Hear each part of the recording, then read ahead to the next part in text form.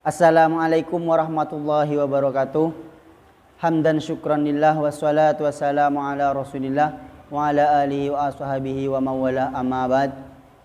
Puji syukur mudah-mudahan tetap tercurahkan kepada Allah Subhanahu wa taala, yang mana Allah senantiasa memberikan nikmatnya kepada kita, sebagaimana sampai saat ini kita masih bisa bernafas. Dan tentunya masih banyak lagi nikmat-nikmat Allah yang tidak bisa kita hitung. Sebagaimana Allah Ta'ala berfirman dalam Al-Quran, wa in ta'uddu nikmatallah la tuhsuha. Jikapun kalian ingin menghitung nikmat-nikmatku, niscaya kalian tidak akan pernah bisa menghitungnya. Salawat serta salam mudah-mudahan tetap tercurahkan kepada keharibaan Nabi kita Nabi Muhammad sallallahu alaihi wasallam, yang mana berkat beliaulah adanya kita ini atau adanya alam semesta ini diciptakan. Yang mana Allah telah berfirman dalam hadis qudsinya, yaitu laulaka Muhammad ma khalaqtul aflak. Seandainya bukan karena engkau Muhammad, niscaya saya tidak akan pernah menciptakan alam semesta ini. Dan salawat serta salam mudah-mudahan tetap tercurahkan kepada keluarga dan sahabat-sahabat beliau. Amin, amin ya rabbal alamin. Saya Ali Hasan. Video kali ini saya akan membahas sekelumit permasalahan haid, lalu pandangan atau tinjauan agama kepada wanita-wanita haid. Haid adalah darah kotor yang keluar di antara rahim dan kemaluan wanita. Dan tentunya wanita tersebut sudah beranjak 9 tahun. Maksud beranjak dari 9 tahun ini tidak harus 9 tahun pas ya. Tidak. Seandainya itu kurang 16 hari, itu bisa dikatakan darah haid. Maksud kurang dari 16 hari di sini, seperti wanita tersebut sudah berumur 8 tahun, 11 bulan, 14 hari. Nah, ketika itu wanita tersebut mengeluarkan darah haid atau mengeluarkan darah, maka darah tersebut bisa dikatakan dari darah haid.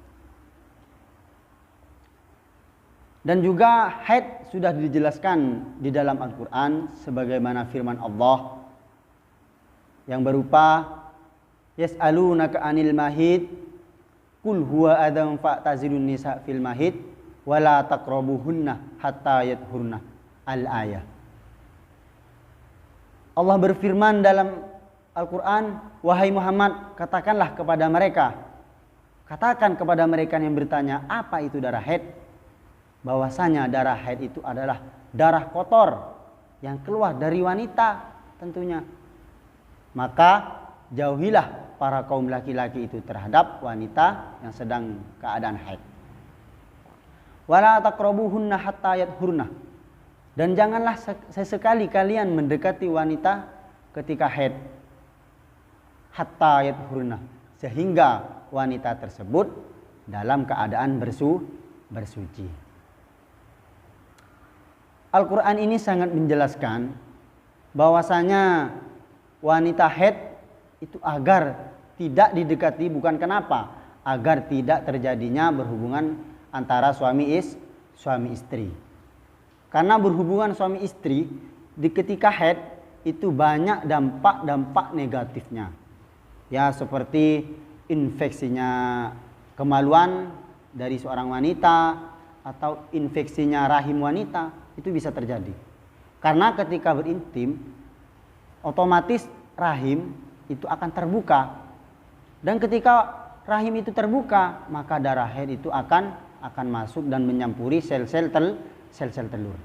Dan ini lagi lebih bahayanya ketika darah haid itu bercampur dengan sel telur, karena dapat menyebabkan kepada anak-anak kita nanti, anak itu akan mengalami penyakit seperti halnya judam, yuritul judam, kata ulama-ulama itu. Apa itu judam? Judam itu kulit kemerah-merahan ketika terkena sinar matahari. Dan kemerah-merahannya itu bukan kemerah-merahan biasa. Itu seakan-akan kulit akan berkelupas. Judam itu kata lain ada yang mengatakan penyakit apa? Daging mentah. Daging itu pengelolaannya itu belum sempurna, itu dibasahkan untuk menjadi manusia. Contohnya seperti itu. Dan ada lagi dampaknya itu yurisul baros, penyakit baros. Apa penyakit baros itu? Penyakit baros itu belang-belang ya, bukan panu ya. Belang-belang di sini seluruh badan ini ada keputihannya. Penyakit keputihan. Tapi bukan keputihan seperti yang dialami wanita, bukan. Keputihannya di sini itu sangat besar. Dan biasanya baunya itu amis. Itu kalau orang yang menderita penyakit baros dan judam. Dan dampak dari ini kebanyakan sebabnya itu seorang suami dan istri itu berhubungan ketika istrinya haid. Nah, walaupun tidak semuanya itu berasal dari ini ya. Lalu bagaimana wanita itu melayani suaminya ketika dia dalam keadaan haid? Melainkan dalam Al-Quran sudah dijelaskan, wala taqrabuhunna hatta yatahurna. Laki-laki itu sangat dianjurkan agar tidak mendekati wanitanya yang ketika berhaid. Nah, inilah ada permasalahan yang pernah dulu diaturkan oleh sahabat Anas kepada Rasulullah, dan hadis ini juga termasuk awal mulanya turunnya ayat tadi, yas'alunaka 'anil mahid. Nah, asbabun nuzulnya permasalahan ini. Seketika sahabat Anas itu berkata kepada Kanjeng Nabi, "Ya ayuhan Nabi, annal yahudiyah kanat ida hadat imra'at minhum lam yu'akiluha wa lam yujami'uha." Kaum Yahudi ketika wanitanya itu menstruasi atau haid itu tidak mereka itu akan menjauhi atau tidak ingin mendekati, jangankan mendekati, makan pun mereka tidak ingin bersama wanitanya. Itu kenapa? Karena sangat jijik ya, bisa dikatakan jijik ya kaum Yahudi itu kepada wanita yang sedang menstruasi. Lalu bagaimana pandangan Islam atau tinjauan Islam kepada wanita-wanita itu ketika haid? Bagaimana dia melayani suaminya? Nah, ketika Kanjeng Nabi atau Nabi Muhammad mendengarkan permasalahan tadi yang dijelaskan atau disampaikan oleh sahabat Anas, dan turunlah ayat tadi yas'alunaka 'anil mahid, Nabi menjawab, if'alu kullasyai' illan nikah. Lakukanlah semuanya itu, lakukanlah kepada wanitamu kecuali ini nikah. Apa itu nikah? Bukan seperti halnya resepsi itu ya, bukan ya, karena definisi nikah itu tersebut itu berhubungannya intim di antara laki-laki dan perempuan. Nah, maka kata Rasulullah, lakukanlah apapun itu kecuali nikah atau berhubungan intim dengan istrimu, itu jangan. Nabi Muhammad sangat melarangnya. Bukan kenapa? Tadi sudah saya menjelaskannya. Dampak dari suami istri berhubungan intim ketika haid itu sangat banyak dampaknya dan sangat negatif. Kayak tadi infeksi rahim, infeksi kemaluan wanita, dan kemaluan laki-laki itu bisa juga. Karena apa? Darah haid itu selain kotor itu panas. Panasnya itu mungkin sampai 30 derajat lebih ya. Soalnya tisu biasa apabila itu dimasukkan ke darah haid pertama kali wanita haid mengeluarkan darah, itu panasnya itu kan sangat tinggi. Itu akan terkelupas ya tisu itu. Itu makanya bahayanya darah haid itu di situ. Lah, sampai Allah itu melarang, Rasulnya itu melarang, itu bagaimana? Soal banyak dampak negatif terhadap kita dan wanita-wanita kita yang keadaan menstruasi. Dan Nabi Muhammad juga pernah menyontohkan kepada kita semua, kepada kaum laki, sebagaimana hadis yang pernah diriwayatkan oleh Sayyidatina Aisyah. Beliau berkata, "Kana Nabi ya'muruni fa utazziru fa yubashiruni wa ana haidun." Seketika Nabi Muhammad mengajak saya berkencan. Dan ketika itu saya dalam keadaan haid, Nabi Muhammad mengajak saya berkencan. Lalu saya pergi dalam kamar memakai sarung.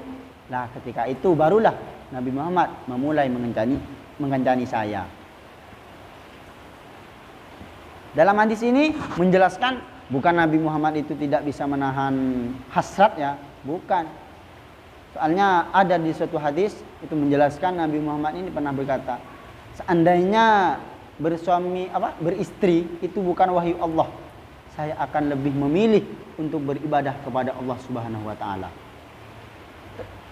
Lantas apa tindakan Nabi Muhammad itu melakukan ingin berkencan dengan Siti Aisyah ketika Siti Aisyah itu menstruasi?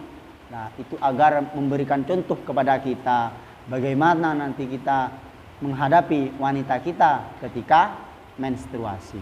Lalu ada hadis lain lagi yang diriwayatkan oleh sahabat Jabal. Sahabat Jabal bertanya kepada Nabi Muhammad, "Ma yahilu lirajul min imraati wa hiya haidun?"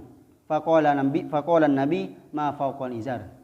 Ya Nabi, apa yang halal bagi seorang pria, bagi seorang suami untuk istrinya ketika istrinya itu sedang haid?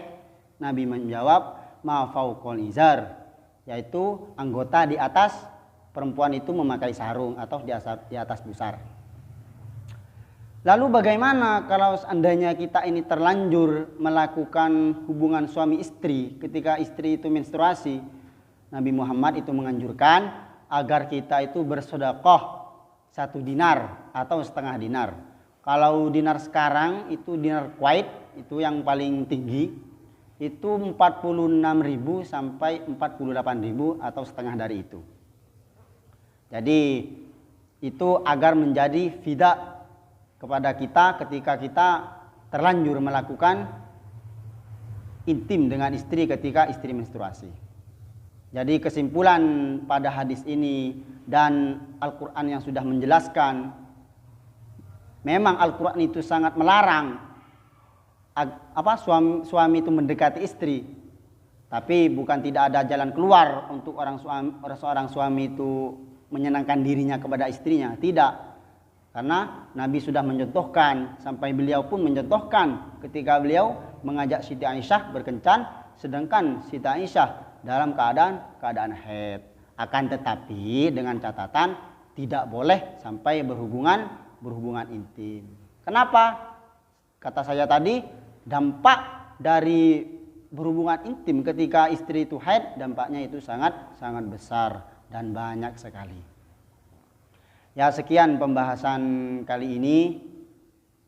Saya Ali Hasan. Wal afwa minkum. Assalamualaikum warahmatullahi wabarakatuh.